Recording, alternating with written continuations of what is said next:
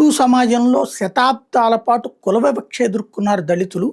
కాబట్టి దళిత సామాజిక వర్గం అభ్యున్నతి విద్య అలాగే ఉద్యోగాలలో ఆర్థికంగా వాళ్ళు ఎదిగితే అప్పుడు వివక్ష పోతుంది అన్న ఉద్దేశంతో పెట్టిన రిజర్వేషన్స్. ఆ రిజర్వేషన్స్ 10 సంవత్సరాలు మాత్రమే ఉండాలని అంబేద్కర్ గారు చెప్పారు. అయితే ప్రతి 10 ఏళ్లకి ఒకసారి ఎక్స్టెండ్ అవుతూ 77 ఏళ్ల నుంచి నడుస్తూనే ఉంది. అయితే తర్వాత కాలంలో దళితులు వివక్షకు వ్యతిరేకంగా మతం మారారు. క్రైస్తవంలో అయితే ఎట్లాంటి వివక్ష ఉండదని అటువైపుకి వెళ్ళారు. కానీ అలా మతం మారినప్పుడు వివక్ష కారణంగా ఇవ్వబడినటువంటి రిజర్వేషన్ కాబట్టి వివక్ష లేని మతంలోకి వెళ్ళానన్నప్పుడు ఇంకా ఆ రిజర్వేషన్ వర్తించదని దళితులు అలాగా క్రైస్తవంలోకి మళ్ళీతే బీసీ కేటగిరీలోకి వెళ్ళేటటువంటి విధంగానే ఆనాడు మెన్షన్ చేయబడింది. అయితే అందుకనినే అట్లా ఎస్సీకి ఉన్నటువంటి రిజర్వేషన్ బీసీకి అంత ఉండదు కాబట్టి, అంటే ఉద్యోగాలు వీటిట్లో వచ్చేటప్పటికి తేడా ఉంటుంది కాబట్టి ఎస్సీ రిజర్వేషన్ అలాగే కొనసాగిస్తున్నారు. దేశంలో దాదాపుగా 70-80% మంది దళితులు మతం మారినా కూడా తమ పుస్తకాలు, తమ పేపర్లు, తమ రికార్డుల్లో మాత్రం ఎస్సీలుగానే ఉంటున్నారు. 30% మంది మాత్రమే మతం మారినటువంటి సందర్భాన్ని మెన్షన్ చేసుకుంటూ వస్తున్నారు.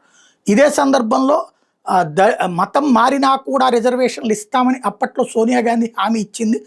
అలాంటిది కుదరదని చెప్పి కోర్టులు కూడా తోసిపుచ్చినటువంటి పరిస్థితులు ఉన్నాయి. ఇక రాజ్యాంగ ధర్మాసనం దాకా వెళ్ళడానికి సిద్ధపడ్డటువంటి సందర్భాలు ఉన్నాయి. మేము నెక్స్ట్ ఆ పని చేసుకొస్తామని చెప్పుకొచ్చింది అప్పుడు కాంగ్రెస్ ప్రభుత్వం. ఈలో ప్రభుత్వం మారింది, బీజేపీ అధికారంలోకి వచ్చింది. దళిత క్రైస్తవ రిజర్వేషన్ పొరపాటును కూడా ఇవ్వబోమని ఇంతకాలం వాదిస్తూ వచ్చారు. అయితే 2022లో జస్టిస్ కేజీ బాలకృష్ణన్ కమిటీ వేశారు. ఆ కమిటీ ఇప్పుడు తుది రిపోర్టు వచ్చే వారంలో ఇవ్వబోతోందట. క్రైస్తవం, ఇస్లాం మతాల్లోకి మారిన దళితులకి ఎస్సీ గుర్తింపు లభిస్తుందా లేదా అన్న కీలక అంశం మీద అధ్యయనానికి ఏర్పాటైన జస్టిస్ కేజీ బాలకృష్ణ కమిషన్ తన నివేదిక మీద తుది కసరత్తు జరుగుతోంది.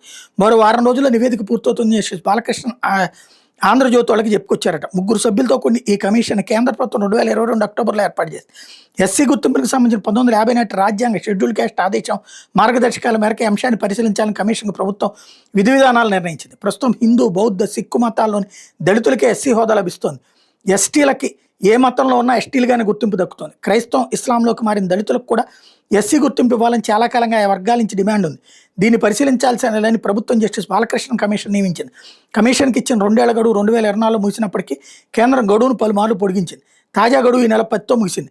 మరి దళిత క్రైస్తవులు, ముస్లింలకు ఎస్సీ గుర్తింపు అంశం సుప్రీంకోర్టు ఎదుట గత 20 ఏళ్లుగా పెండింగ్లో ఉంది. తాజాగా ఆంధ్రప్రదేశ్ చెందిన ఒక క్రైస్తవ పాస్టర్ ఎస్సీ గుర్తింపును సుప్రీంకోర్టు రద్దు చేసిన నేపథ్యంలో ఏమొస్తుందో చూడాలి.